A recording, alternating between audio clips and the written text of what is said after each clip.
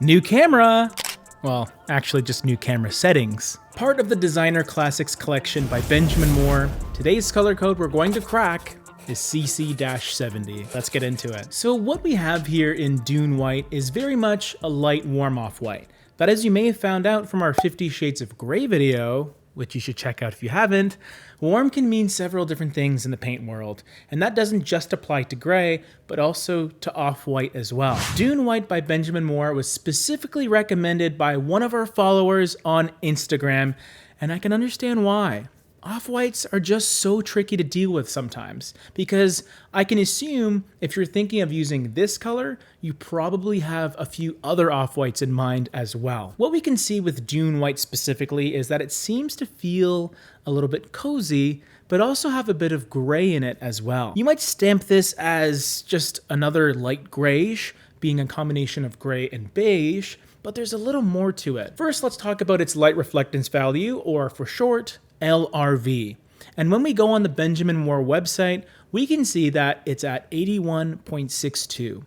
This simply means that when Dune White is used or painted onto a surface, it'll reflect 81-ish% of the light that hits it.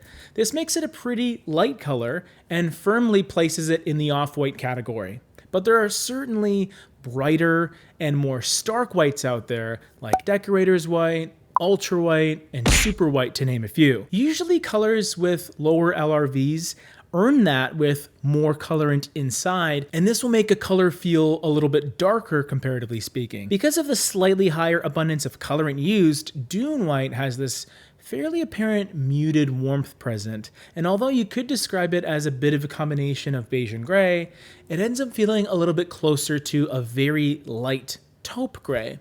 It doesn't rely so much on yellow, but rather a touch of maybe a warm honey brown. And this works marvelously with other colors that have more of an apparent brown warmth of varying levels of depth. As we've been doing on Color Code lately, I want to give you more. I want to give you more options for color pairings of varying levels of depth. A lighter color, a slightly more saturated mid-tone color, and a darker, perhaps more contrasty choice as well. For the lighter color, I'm going to do something a tiny bit different and go with a color that is actually a touch darker, and that's Gray Mist.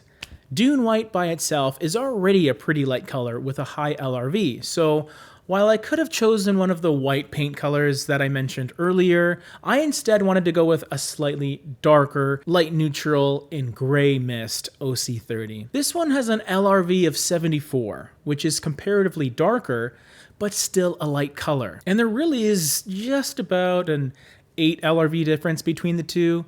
You can use these colors in a couple different ways. If they're in the same space, they're within that same family of colors, but have a depth difference that is subtle. So by having one on the trim and the other on the walls, they'll sort of blend together, but to a skilled eye, you'll see a difference between the two. Another little trick you can use is having Gray Mist in the rooms that get more light, which will add more of a punch of color saturation. Dune White is light enough where in a well-lit environment, it'll lose a lot of its visual impacts color-wise. It may end up looking more of a white rather than an off-white. Gray Mist, with its lower LRV, also means it has a higher amount of visual color, and it really takes on more of a gray-beige coloration that is definitely more apparent than Dune White. For the mid-tone color pairing, I'm going to go with Gray Timberwolf, which next to Dune White looks less like a gray and much more like a blue. It's a pretty rich shade of blue that seems to go well with a lot of those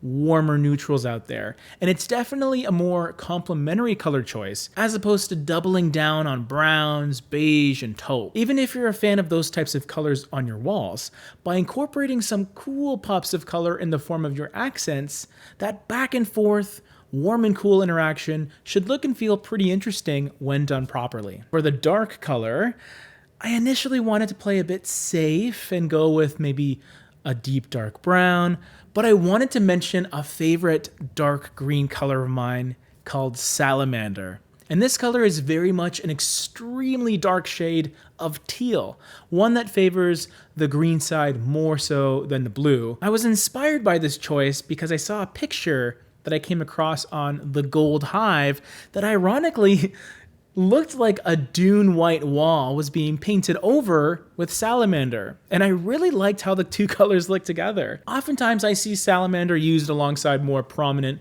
rich, warm tones like rich honey oak and tan leather. But to have it with a muted, slightly soft off-white like Dune white, to me looks clean and sophisticated. And of course, anytime you use Salamander, you're introducing some serious personality and richness. Now let's talk about trim and woodwork colors.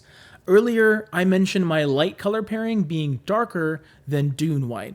And that's largely because I see Dune white being a fantastic trim color in its own right. Not only for its overall lightness, but more so its makeup. It's one of the softest off-whites in this range that doesn't rely on a heavy-handed use of creaminess or that yellowy gold warmth you see sometimes. I'm not gonna lie, it's not gonna look like an overly clean white unless you pair it with some seriously dark colors alongside it. But if you're not going for that super stark, hospital-like cleanliness, then think about using an off-white like Dune white on your baseboards. If you were going with it on the walls and wanted an even whiter color on your trim, then I would just recommend, I don't know, super white or Chantilly lace as your trim color, mainly because those are some of the lightest whites that also don't show any real undertones for the most part. We did a video comparing those two whites specifically if you want to hear more detailed thoughts on them, so I'll leave them up in the cards up top if you want to check them out. I really like Dune white, and while it's a fantastic choice on woodwork, molding, doors, windows, it also has enough of a coloration to be suitable on walls as well. Truly versatile, and I would love to see more people giving it a shot, because it's a good one. And so are you, if you've made it this far and punched the like button in the face. Thank you.